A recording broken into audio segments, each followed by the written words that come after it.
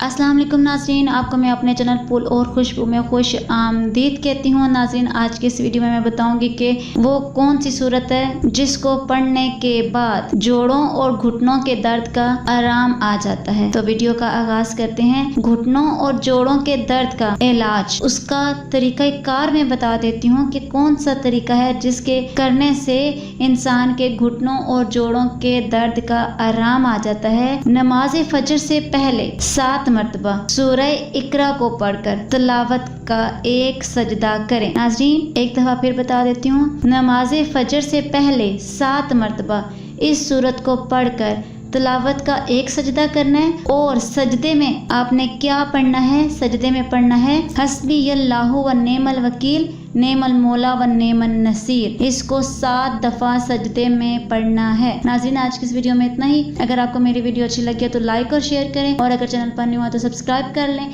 साथ वाले बेल के आइकन को क्लिक कर लें ताकि मेरी हर नई आने वाली वीडियो की अपडेट आप तक पहुंचती रहे। मिलते हैं अगली वीडियो में, तब तक के लिए अल्लाह हाफिज।